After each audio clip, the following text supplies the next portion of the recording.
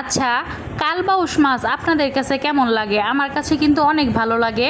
এই মাছটা কিন্তু খেতে অনেক মজাদার হয়। তো এই মাছটার নাম আসলে কালবাউস কেন বলেন তো? তো এইটা আসলে আমি মনে করি উপর থেকে যে কালো থাকে সেই জন্য এটাকে কালবাউস বলে।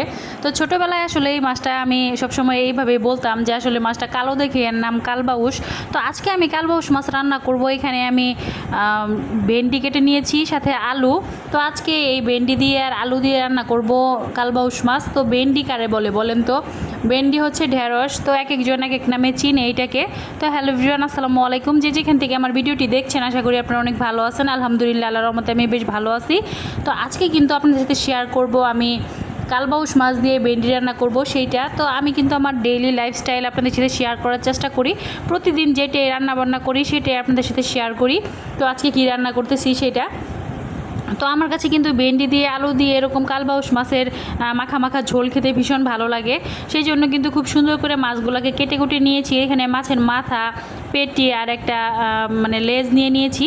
আর এগুলাকে এখন খুব সুন্দর করে ধুয়ে নিয়েছিলাম। তারপরে কিন্তু এটাকে একটি প্যান বসিয়ে সেখানে কিন্তু পেঁয়াজ হালকা করে ভেজে সেখানে অল্প একটু আদা জিরার পেস্ট দিয়ে মশলাটাকে খুব ভালোভাবে কষিয়ে নিয়েছি।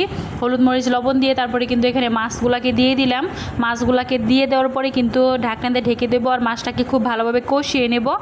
কষিয়ে নেওয়া হয়ে গেলে কিন্তু মাছটাকে নামিয়ে নেব। আর নামিয়ে নেওয়া হয়ে গেলে কিন্তু সেই মশলাটার মধ্যেই তরকারিটা দিয়ে দিব। তো ভেন্ডির তরকারি খেতে কিন্তু আমার কাছে ভালোই লাগে। তো ভেন্ডির ভর্তা বলেন, ভাজি বলেন, তরকারি বলেন, সবগুলো আমার খুবই ফেভারিট একটি খাবার। তো এখানে কিন্তু ভেন্ডিগুলো দিয়ে দেওয়ার পরে এখন খুব ভালোভাবে নেড়ে চেড়ে নিব। তারপরে ঢাকনা দিয়ে ঢেকে দেবো এটাকে খুব ভালোভাবে কষানোর জন্য। তো কষানো হয়ে গেলে কিন্তু পরিমাণ মতো ঝোল দিয়ে দিতে হবে। ঝোল দেওয়ার পরে 10-15 মিনিট এটাকে রান্না করতে হবে।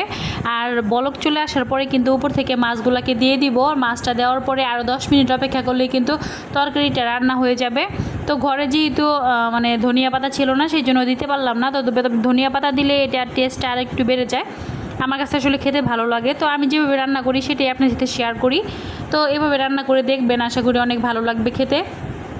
তো দেখতেই পাচ্ছেন আমার ভেন্ডি তরকারিটা কিন্তু খুব ভালোভাবে কষানো হয়ে গিয়েছে। তো ভেন্ডি কিন্তু খুব অল্প টাইমের মধ্যে সিদ্ধ হয়ে যায়। আর ভেন্ডির ভর্তা কিন্তু আমার কাছে ভীষণ ভালো লাগে খেতে।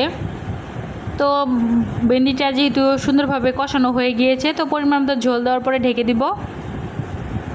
তো আজকে কিন্তু সাথে পটল ভাজি করেছি, করলা ভাজি করেছি। তো 2 প্রকারের ভাজি আর একটা তরকারি রান্না করব। আর গতকালকে কিন্তু খিচুড়ি রান্না করছিলাম।